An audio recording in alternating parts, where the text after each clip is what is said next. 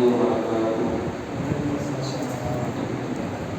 إن الحمد لله نحمده ونستعينه ونستغفره ونؤمن به ونتوكل عليه ونعوذ بالله من شرور أنفسنا ومن سيئات أعمالنا. من يهد الله فلا مضل له ومن يضلل فلا هادي له.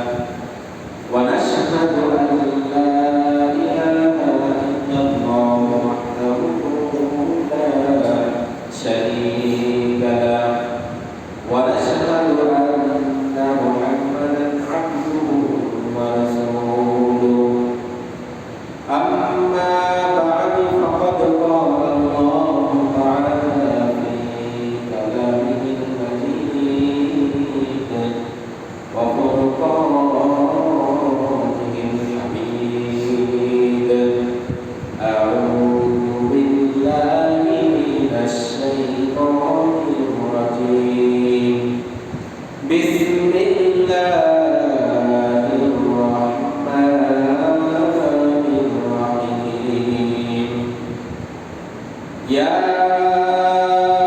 أيها الرسول بلغ ما أنزل إليك من ربك وإن لم تفعل فما بلغت رسالته والله يعصمك من الناس إن الله لا يهدي القوم الكافرين. صدق الله العظيم. وقال الله تبارك وتعالى في شأن رسوله مخبرا وآمرا. إن الله وملائكته يصلون على النبي يا أيها الذين آمنوا صلوا عليه وسلموا تسليما. اللهم صل على محمد وعلى آل محمد كما صليت على إبراهيم وعلى آل إبراهيم إنك حميد مجيد. اللهم بارك على محمد وعلى آل محمد كما باركت على إبراهيم وعلى آل إبراهيم إنك حميد مجيد. الحمد لله. আল্লাহ রাব্বুল আলামিনের দরবারে লাখ কোটি শুকর আদায় করছি যে মহান আল্লাহ সুবহানাহু ওয়া তাআলা আমাদেরকে রবিউল আউয়াল মাসের শেষ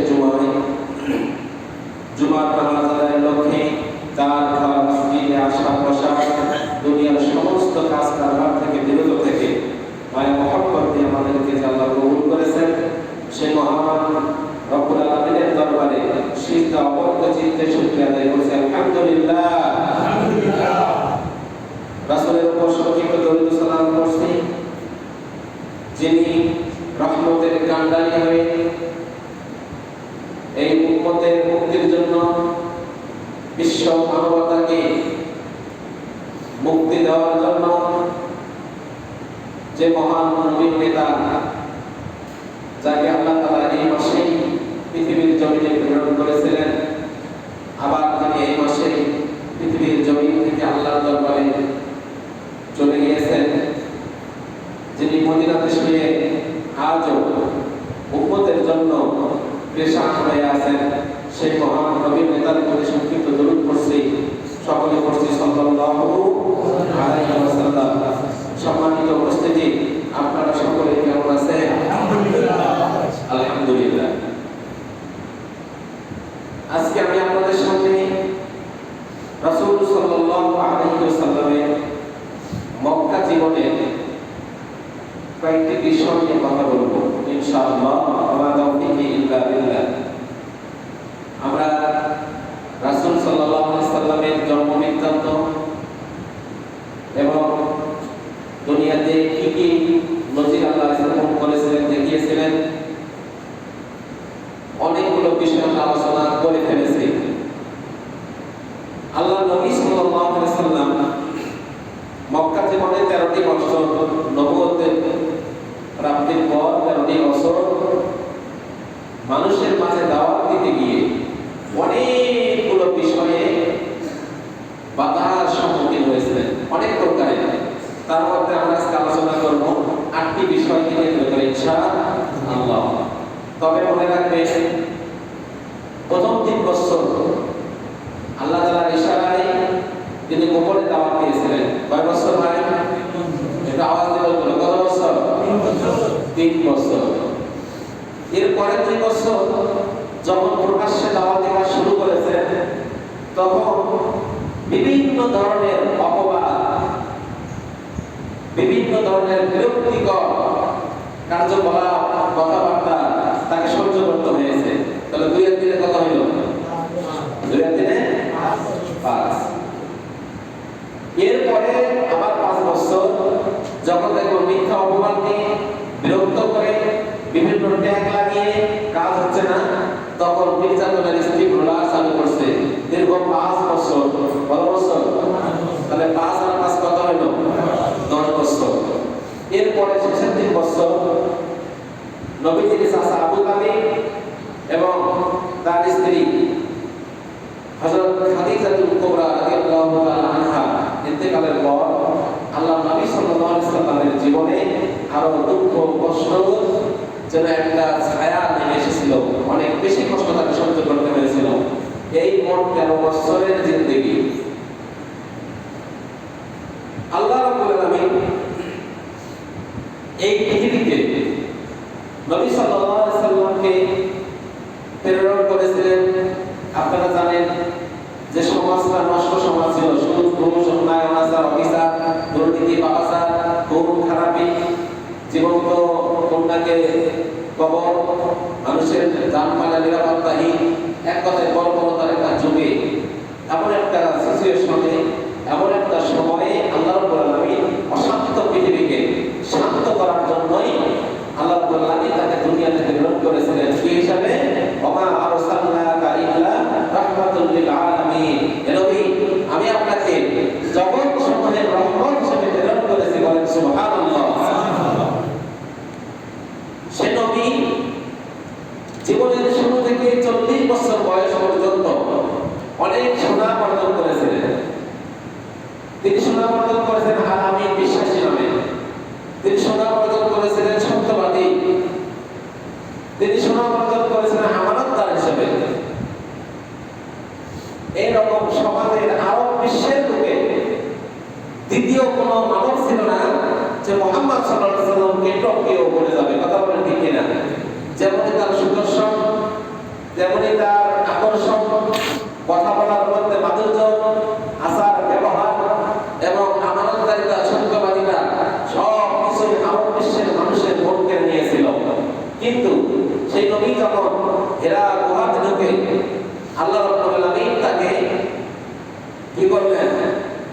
যখন ওহী দিয়ে দিলেন, ওহীর মাধ্যমে আল্লাহ রাব্বুল আলামিনের বাণী কোরআনুল কারীম যখন তাকে দিলেন, এই দাওয়াত যখন তিনি আপনার লম্বা ইতিহাসের আলোচনা হয়ে গেছে যে তিনি যখন সেই পাহাড়ের পাদদেশে সেটা প্রচার করা শুরু করেছিলেন, সর্বপ্রথম তিনি যে বাধার সম্মুখীন হয়েছিলেন এই দাওয়াত থেকে ইসলাম প্রচার করতে গিয়ে, সেটা হলো কি জুলুম, নির্যাতন, নিপীড়নের শিকার। কথা বলেন ঠিক কিনা? সম্মানিত হাজির, আল্লাহ রাব্বুল আলামিন কোরআনে কারীমে কথা বলতেছেন, ইয়া আইয়ুহার রাসূলু বাল্লিগ মা উনজিলা ইলাইকা মির রাব্বিক। হে রাসূল, আপনি তাবলীগ করেন, প্রচার করেন, মানুষের মাঝে দায়িত্ব আল্লাহর কাজ করেন, মানুষকে আপনি আপনার রবের দিকে, আমার রবের দিকে দাওয়াতি কাজ করেন, মানুষের মাঝে তাবলীগ করেন। মা উনজিলা ইলাইকা মির রাব্বিক, সেই জিনিসটা দিয়ে যা আল্লাহর পক্ষ থেকে আপনার উপরে নাযিল করা হয়েছে। বলেন সুবহানাল্লাহ।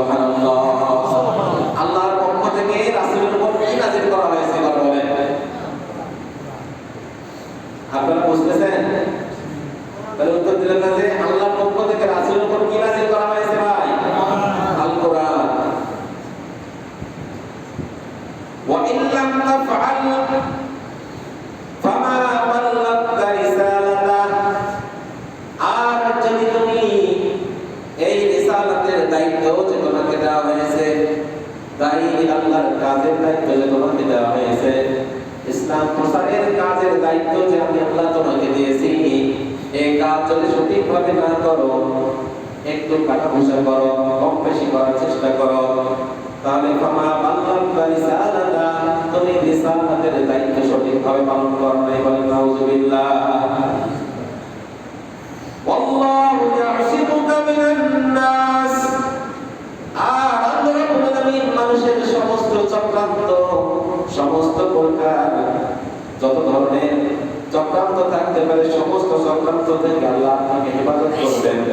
ইন্নাল্লাহা লা ইয়াহদিল কওমাল কাফিরিন, আর নিশ্চয় আল্লাহ আপনাকে মোকাবেলা করতে গিয়ে কাফেরদেরকে কখনোই সফলতার পথ দেখাবেন না। বলেন সুবহানাল্লাহ। সম্মানিত হাজিরিন, তাহলে রিসালাতের দায়িত্ব পাললিগ, তাবলীগ করার কথা বলেছেন কি দিয়ে? কোরআনুল কারীম দিয়ে। এই তাবলীগ করতে গিয়ে আল্লাহর নবী সাল্লাল্লাহু আলাইহি সাল্লাম অনেক ভাবে বাধাগ্রস্ত হয়েছেন, অনেক ভাবে বিপদের সম্মুখীন হয়েছেন। তার মধ্য থেকে আমি আজকে আপনাদের সামনে 8টি বিষয়, 8টি পয়েন্ট তুলে ধরার চেষ্টা করব ইনশাআল্লাহ। এক নম্বর হলো, ইসলামের প্রচার করতে গিয়ে আল্লাহর নবী সাল্লাল্লাহু আলাইহি সাল্লাম সর্বপ্রথম জুলুম, নির্যাতন, নিপীড়নের শিকার হয়েছে। কথা বলেন ঠিক কিনা? যেহেতু 3 বছর গোপনের কাজ, প্রথম নিপীড়নটা হয়েছে কোথায়? যখন আল্লাহ নবী সাল্লাল্লাহু আলাইহি সাল্লাম প্রথম দাওয়াতটা দিয়েছিলেন, কার মাধ্যমে নিপীড়ন হয়েছে, নির্যাতন হয়েছে? আপন চাচা আবু লাহাবের মাধ্যমে। কারণ সর্বপ্রথম তিনি ঢিল ছুঁড়ে মেরেছিলেন, পাথর নিক্ষেপ করেছিলেন। কথা বলেন ঠিক কিনা? শুধু তাই নয়,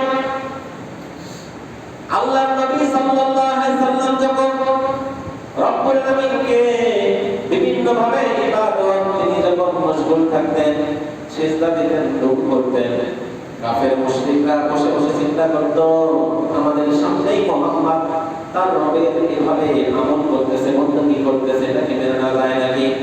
কে আছো বুখারীর বর্ণনায়, কে আছো তোমরা যে অমুক বাজার থেকে উটের নারী ভুঁড়ি, রক্ত, প্রস্রাব, পায়খানা সব কিছু নিয়ে আসবা, নিয়ে আসার পরে মুহাম্মদ যখন চিন্তার মধ্যে চলে যাবে, এই মাটিতে মাথাটা মেরে দিবে, তখন তার এই ঘাট থেকে মাথার উপরে চালাই দিবা। কে আছো এমন? একজন যুবক, একজন ফাসিক, তিনি হাত তুললেন। হাত তোলার কথার নাম হলো উকবা। কি নাম বললাম? উকবা। পিছনে বোঝা যায় কথা? উকবা। তিনি হাত তুললেন এবং এই নেতাদের কথা অনুযায়ী বাজারে গেলেন। বাজার থেকে উটের নারী ভুঁড়ি, চামড়া, উটের বিভিন্ন ময়লা আবর্জনাগুলো নিয়ে আসে। আল্লাহর নবী যখন সিজদার মধ্যে চলে গেছেন, তার মাথার উপরে চাপিয়ে দিয়েছে। বলেন নাউযুবিল্লাহ। একজন দিয়ে হযরত ফাতিমা রাদিয়াল্লাহু তাআলা আনহাকে বললেন, তোমার আব্বুকে কাফেররা এভাবে নির্যাতন করতেছে। হযরত ফাতিমা দৌড়ে এসে সেগুলো থেকে মুক্ত করে আল্লাহর নবীকে বাঁচায় দিলেন। বলেন সুবহানাল্লাহ ওয়া বিহামদিহি। শুধু তাই নয়, অন্য বর্ণনায়, বুখারী বর্ণনায় আসছে, এই উম্মাহ আরেকবার কি করেছিল? আল্লাহর নবী কাবার চত্বরে বসে আছেন, পিছন দিক থেকে মুখ বাঁকিয়ে একটা কাপড়টাকে ঝোলানো অবস্থায় আল্লাহর নবীর গলার মধ্যে এভাবে চাপ দিয়েছেন, তাকে হত্যা করার চেষ্টা করেছিলেন। হযরত আবু বকর রাদিয়াল্লাহু তাআলা আনহু পিছন দিক থেকে টের পেয়ে দৌড়ে এসে তাদের থেকে ধাক্কা দিয়ে বের করে দিয়ে আল্লাহর নবীকে মুক্ত করলেন।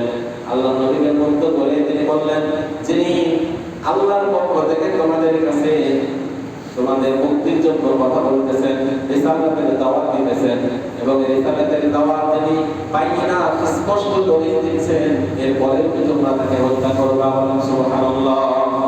তাহলে ইসলাম প্রচার করতে গিয়ে, আল্লাহর দ্বীন প্রচার করতে গিয়ে আল্লাহর নবী সর্বপ্রথম কিসের সঙ্গে শিকার হয়েছেন ভাই? জুলুম, নির্যাতন, নিপীড়ন, অত্যাচার।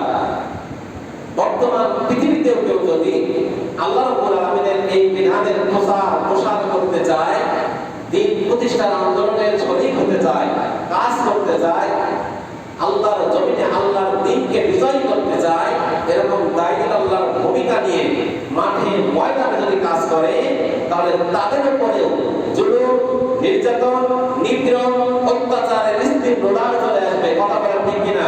এজন্য কি খেতে দেওয়া যাবে না? বরঞ্চ আমাদের গতিকে বৃদ্ধি করে আমাদেরকে সামনের দিকে দ্বিগুণ বেগে কাজ আমাদেরকে অগ্রসর হতে হবে। কথা বলেন ঠিক কিনা?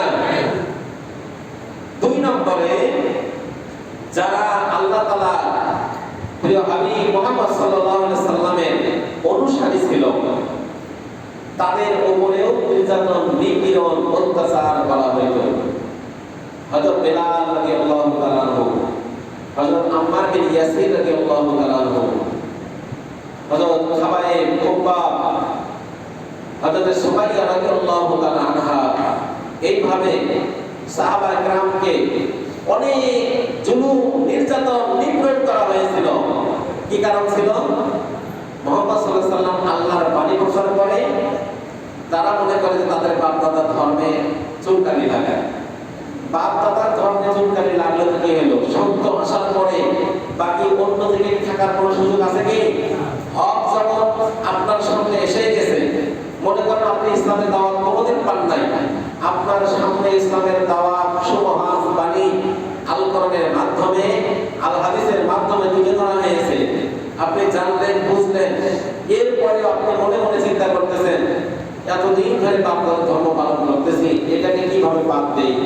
এরকম চিন্তা করে যদি আপনি ইসলাম থেকে বিরত থাকেন, বলেন তো মরার পরে ফেরেশতাদের ডান্ডার মানে বাড়ি থেকে কি মাপ পাওয়া যাবে? আমি কি সঠিক পথে চলতে করতে পারবো? পারবো না।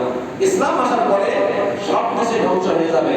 ইসলাম আল্লাহ রাব্বুল আলামিন এজন্য নবী পাঠিয়েছেন। আল্লাহ বলতেছেন, হুয়াল্লাযী আরসালা রাসূলাহু বিল হুদা ওয়া দীনিল হাক্কি লিইয়ুযহিরাহু আলাদ দীনি কুল্লিহি ওয়ালাউ কারিহাল মুশরিকুন। আল্লাহ রাব্বুল আলামিন বলেন, হুয়াল্লাযী আরসালা রাসূলাহু বিল হুদা, তিনি তো সেই সত্তা যিনি তোমাকে নবী বানিয়ে বিল হুদা, হুদা মানে হচ্ছে কোরআন, সত্য একটি কিতাব দিয়ে, ওয়া দীনিল হক, এবং সত্য একটি দিন দিয়ে তোমাকে জমিনে প্রেরণ করেছে। কারণটা হলো লিইয়ুযহিরাহু আলা দীনি কুল্লিহি, পৃথিবীর জমিনে মানুষের তৈরি করা যত মতবাদ, যত আইন ও কানুন, যত ধরনের নিয়ম শৃঙ্খলা আছে, সমস্ত কিছুকে পায়ের নিচে ফেলে আমি আল্লাহর কালেমাকে উপরে ওঠানোর জন্য আমি নবী তোমাকে পাঠিয়েছি। বলেন সুবহানাল্লাহ। ওয়ালাউ কারিহাল মুশরিকুন, এতে করে কাফেরদের যতই জ্বালাতন হোক না কেন, সুবহানাল্লাহ বলুন না।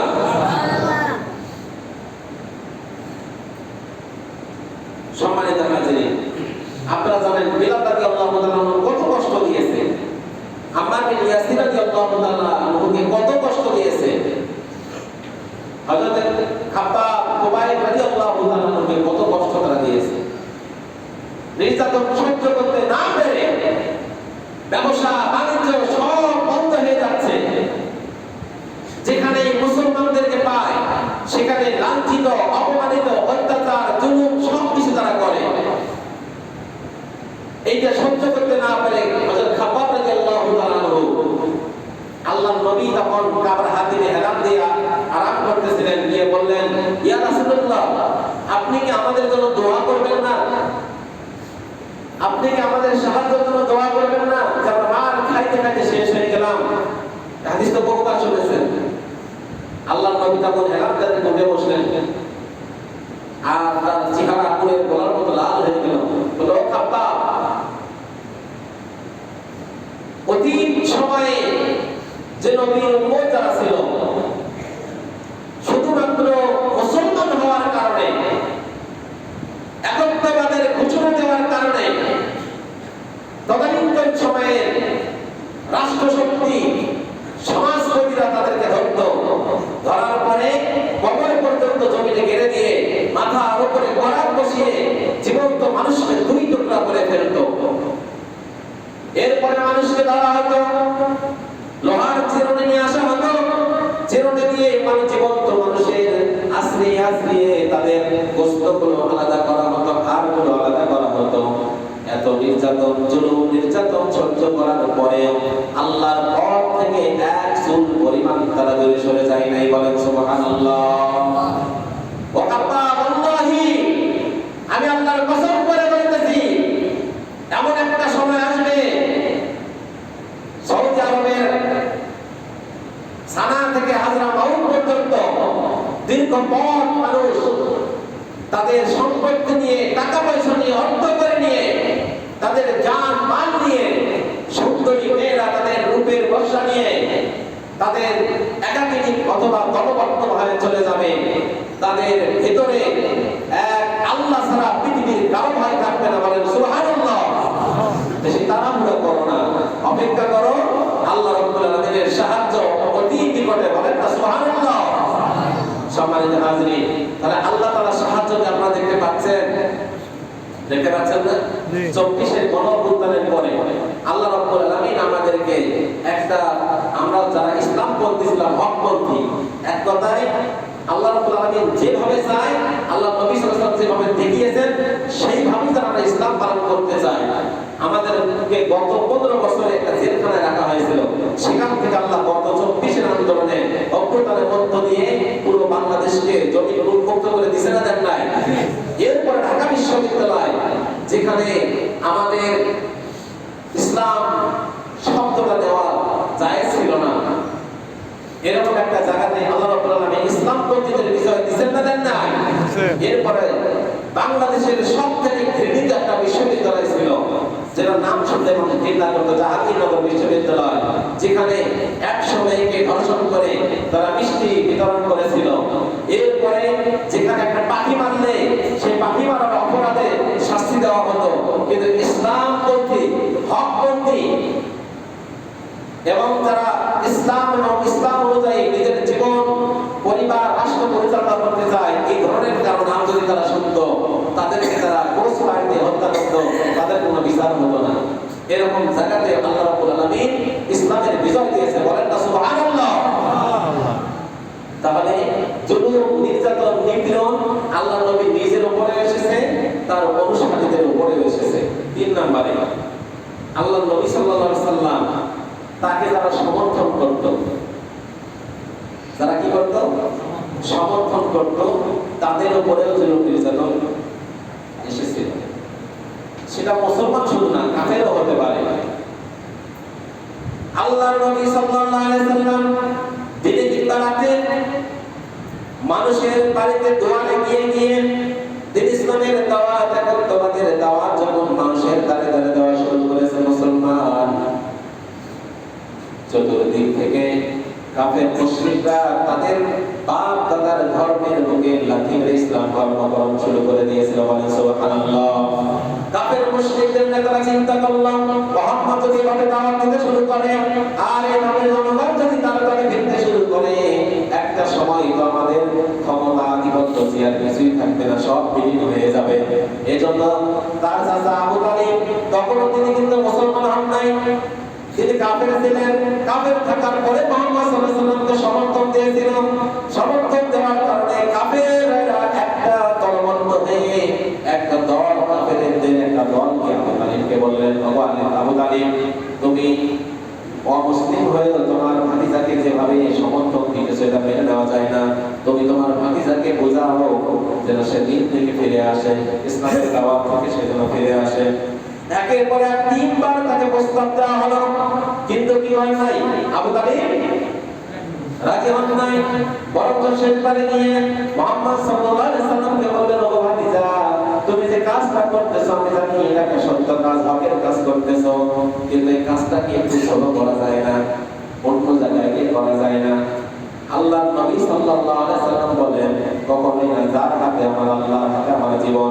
ভাই আল্লাহর নামে শপথ করে বলতেছি, চাচা শুনে রাখো, কোন মানুষের কথায়, তোমার কথায় কোন মানুষের রক্ত চক্ষুকে ভয় করে আমি আল্লাহ দ্বীনের দাওয়াতকে কখনো বন্ধ করব না। বলেন সুবহানাল্লাহ। বরং দ্বিগুণ বেগে তার দাওয়াতি কাজ বেড়ে গিয়েছিল। সুবহানাল্লাহি ওয়া বিহামদিহি। সম্মানিত হাজিরিন, আমাদের একটু কোথাও যদি দেওয়াল চিনিক মেরে ওঠে, আমরা তো ঘরের ভিতরে ঢুকে বলি, কথা বলে ঠিক কিনা? যে যখন চিনিক মারা বুঝতে পারছেন কি বলছি আমি, বুঝতে পেরেছি? তাহলে এইরকম একটা সিচুয়েশনে আমরা ঘরের ভিতরে দৌড়াই। যখন মুহাম্মদ সাল্লাল্লাহু আলাইহি ওয়াসাল্লামের পক্ষে কেউ ছিল না, কোটি কয়েকটা মানুষ ছাড়া, তখন তিনি লক্ষ কোটি কাফেরদের ভিতরে গিয়ে ইসলামের সুবহান দাওয়াত পৌঁছে দিয়েছেন। তাহলে আপনার আমার পাশে কত ধরনের বেঈমান, মুনাফিক, কত ধরনের অমুসলিম পড়ে আছে, তাদের ভিতরে গিয়ে যে ইসলামের দাওয়াত দেওয়া দরকার আছে না নাই? এটা 50 বছর পরে দিলে হবে নাকি? আপনি আমি জান্নাতের পরে গিয়ে জান্নাত থেকে তাদেরকে ফোন করে বলবো যে ভাই আমি তো আমল করে জান্নাতে এসেছি, এখন তোমরা কাজ করো, এভাবে হবে না? দুনিয়াতে আমাদেরকে তাদেরকে ডাকতে হবে। এই কোরআনটা কাদের বলেন? কোরআনটা কার? মুসলমানের না, সবারই। আওয়ামী লীগের, বিএনপি, জামাত ইসলামী, কার এই কোরআনটা? হুদাল লিন্নাস, সমগ্র মানুষকে হিদায়াতের জন্য আল্লাহ রাব্বুল আলামিন কোরআনে কারীম পাঠিয়ে দিয়েছেন। তাহলে আপনার আমার দায়িত্ব শুধুমাত্র আপনার আমার ভাই জানো চাচাদের কাছে দাওয়াত দেওয়া নাকি? আল্লাহ রাব্বুল আলামিন বলেন ইয়া আইয়ুহাল্লাযীনা আমানু হে ইমানদারগণ কু আনফুসাকুম, আগে নিজে বাঁচো, ওয়া আহলিকুম নারা, এরপরে তোমাদের আহাল পরিবার যারা আছে তাদেরকে জাহান্নামের আগুন থেকে বাঁচানোর চেষ্টা করো। প্রথম আহাল বলতে স্ত্রী, পুত্র, সন্তান, এরপরে পরিবার, এরপরে আহালের মধ্যে পড়ে আমি ঠিক হয়ে গেছি, পরিবারের মধ্যে দাওয়াতি কাজ ঠিক হয়ে গেছে, সমাজ এখন আমার আহালের মধ্যে পড়ে যাবে। সমাজ যখন ঠিক হবে, ইউনিয়ন, উপজেলা, জেলা, রাষ্ট্র হয়ে যাবে। একটা রাষ্ট্র যখন ইসলামী রাষ্ট্র প্রতিষ্ঠা হয়ে যাবে, এই রাষ্ট্রের মধ্যে আহাল হবে তখন তামাম দুনিয়া, কথা বলেন ঠিক কিনা? তামাম দুনিয়া তখন তার আহাল, পৃথিবীর সমস্ত রাষ্ট্রের কাছে তখন সে ইসলামের দাওয়াত পৌঁছায় দিবে। আল্লাহ নবী বিভিন্ন নেতাদের কাছে পাঠান নাই, দাওয়াত পাঠান নাই? সম্মানিত হাজিরিন, সময় কম। 4 নম্বরে মিথ্যা অপবাদ দেওয়া। 4 নম্বরে কি করেছেন? মিথ্যা অপবাদ। আপনারা মনে হয় আলোচনা বুঝতেছেন না ভাই, আলোচনা কি বাদ দেব? তাহলে 4 নম্বরে আল্লাহ রাব্বুল আলামিন কি করেছেন? মিথ্যা অপবাদ সহ্য করেছেন। আমাদের বিরুদ্ধে মিথ্যা অপবাদ আসতে পারে কি পারে না? অবশ্যই আসতে পারে। আল্লাহ রাব্বুল আলামিন বলতেছেন এই কাফেররা কি বলল? ওয়া মা হুয়া বিকাউলি শাইরিন কলিলাম মা তুমিনুন ওয়া লা বিকাউলি কাহিনিন কলিলাম মা তাযাক্কারুন। কাফেররা বলল মুহাম্মদ তো কবি হয়ে গেছে, নাউযুবিল্লাহ, মুহাম্মদ গণক হয়ে গেছে। আল্লাহ বললেন ওয়া লা বিকাউলি কাহিন, কখনোই নয়, মুহাম্মদ কবিও হয় নাই, মুহাম্মদ গণক হয় নাই। মুহাম্মদ সাল্লাল্লাহু আলাইহি সাল্লাম যা বলেন তা আমি রব্বুল আলামিন যা বলে, যা শেখায় সেই কথাই বলেন। মা ইয়ানতিকু আনিল হাওয়া ইন হুয়া ইল্লা ওয়াহয়ুন ইউহা। মুহাম্মদ সাল্লাল্লাহু আলাইহি সাল্লাম কোনো কথাই বলেন না যতক্ষণ পর্যন্ত না আমি রব্বুল আলামিনের পক্ষ থেকে তাকে কিছু জানানো হয়। বলেন সুবহানাল্লাহ। সম্মানিত হাজিরিন, তাহলে মিথ্যা অপবাদ দিল, তাকে কবি বলল, গণক বলল, জাদুকর বলল, মিথ্যাবাদী বলল, অনেক কিছু বলেন নাই? সম্মানিত হাজিরিন, এত মিথ্যা অপবাদ সহ্য করেছেন, এরপরেও মনে হয় দিনের দাওয়াত তিনি বন্ধ করে দিয়েছিলেন নাকি? দেন নাই। এরপরে 4-5 নাম্বার আন্তর্জাতিক অঙ্গনে ইসলাম প্রচারে বাধা। আন্তর্জাতিক অঙ্গনে কি?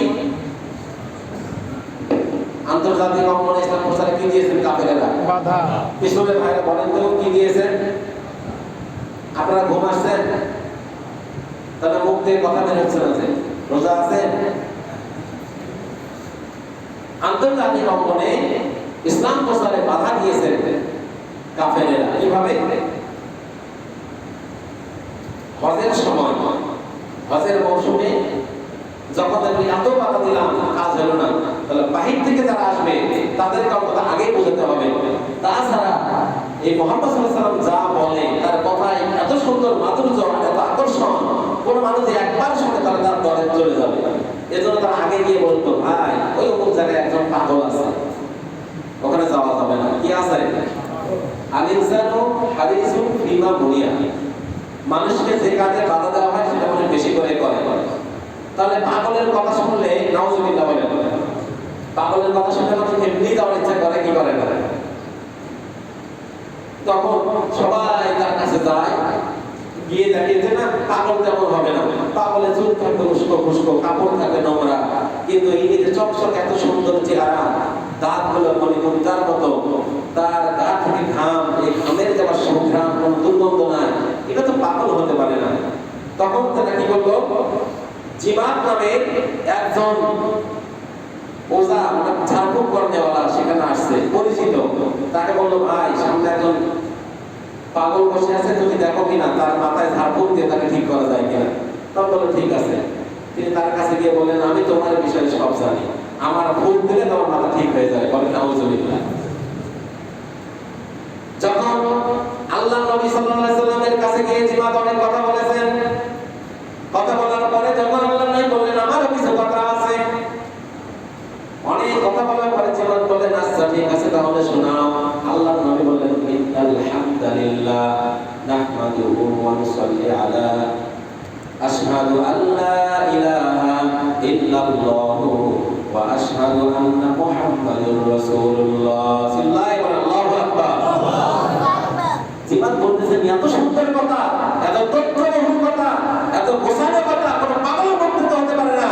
তুমি আরেকবার বলো। এইভাবে তিনবার বলার পরে জিমাত বলতেছেন ওগো মুহাম্মদ তোমার ব্যাপারে অনেক কথা শুনেছি, তারা তোমাকে জাদুকর বলেছে, গান, এরপরে তোমাকে কবি বলেছে, তোমাকে পাগল বলেছে, কিন্তু তোমার কাছে এসে আমি দেখতে পেলাম আসলে তুমি তো অন্য ধরনের মানুষ, তুমি একজন ভালো মানুষ, তোমার হাতে হাত রেখে তুমি আমাকে মুসলমান বানাই দাও।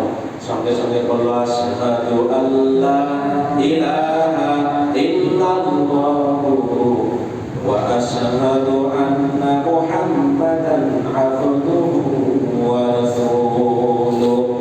সঙ্গে সঙ্গে মুসলমান হয়ে গেছে। বলেন সুবহানাল্লাহ। তারা চিন্তা করলো এইভাবে তো কাজ হবে না, যাকে পাঠায় সে মুসলমান হয়, যাকে পাঠায় সে মুসলমান হয়। তখন তারা কি করলো, একটা মিটিং ডাক দিল। সেই মিটিং এর মধ্যে সভাপতিত্ব করেছে ওলীদ ইবনে মুগীরা। এই মিটিং করেছে ভাই ওলীদ ইবনে মুগীরা। তখন বলছে যে তোমরা মুহাম্মদকে কি বলে গালি দিতে চাও, কি বলে থামানো যায়? কেউ বলছে কবি না, আমি নিজে কবি একজন, তার ভিতরে কবিতার গুণ আমি পাই না। বলছে গণক আমি বিশ্ব করেছি, গণক হয় না। কেউ বলছে জাদুঘর, সেটাও হয় না। কারণ ওলীদ ইবনে মুগীরা বলতেছেন মুহাম্মাদের কথার মধ্যে এত সৌন্দর্য পৃথিবীর আর কারো কথার মধ্যে নাই। বলেন আল্লাহু আকবার। তখন তিনি বলেন একটা তোমরা বলতে পারো জাদুকর, কারণ তার কথার মধ্যে আকর্ষণ আছে। বলেন নাউজুবিল্লাহি মিন যালিক। জাদুকর বলেছে কিন্তু তার কথার মধ্যে কি আছে, আকর্ষণ আছে। এটা জন্য আমরা আলহামদুলিল্লাহ বলতে পারি। বলেন আলহামদুলিল্লাহ। সম্মানিত হাজিরিন, এরপরে মিথ্যা প্রলোভনের মাধ্যমে কাজে বাধা দিয়েছিল। মিথ্যা প্রলোভন, মিথ্যা বিভিন্ন কিছু তাকে প্রস্তাব দেওয়া হলো।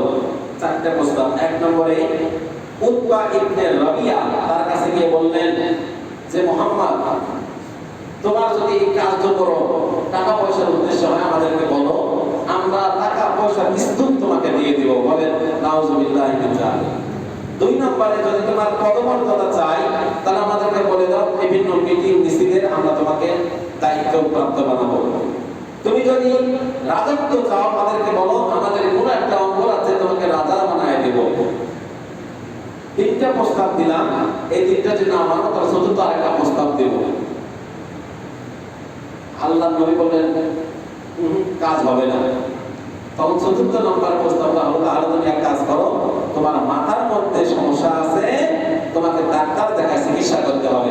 কারণ যে ক্ষমতা চায় না, যে টাকা পয়সা চায় না, যে রাজত্ব চায় না, সরকারি রমণী চায় না, সে আপনার মাথায় অবশ্যই সমস্যা আছে। তা না হলে এগুলো তারা মিথ্যা কিভাবে সে ডিনাই করে দিতে পারে? আল্লাহ নবী বলেন তোমার কথা শেষ হলে আমি একটা কথা বলতে চাই। আল্লাহ নবী সঙ্গে সঙ্গে হামিমাস সিদ্দা এই সূরাটা পাঠ করা শুরু করলেন। এই ওলীদ ইবনে রাবিয়া শুনতে শুনতে এত বিমোহিত হয়ে গেল, এক পর্যায়ে গিয়ে আল্লাহ নবী যখন সিজদার আয়াত চলে এসে সিজদায় গেছেন, তার মাথাটা হেলে গিয়েছে। সঙ্গে সঙ্গে নবীকে সিজদা করা দেখে সে ছুটে উঠে ভারতে দৌড়ে পালিয়েছে। বলেন সুবহানাল্লাহ।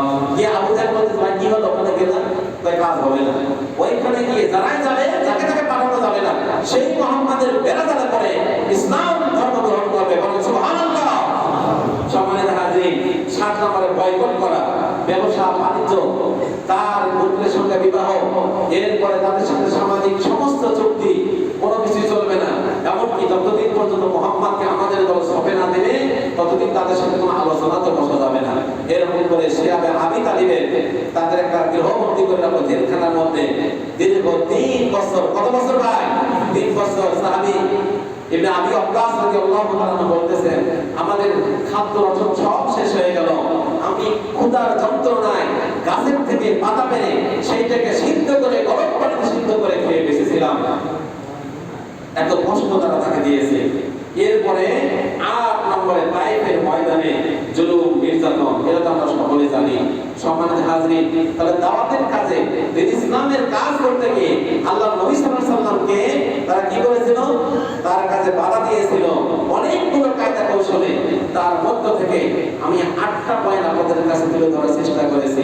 এই অল্প সময়ে যদিও শেষ করা সম্ভব নয়, এরপরে জানাতে হবে, মেসেজ দিতে হবে, এজন্য 8টা আমি আপনাদেরকে বলেছি। সম্মানিত হাজিরিন।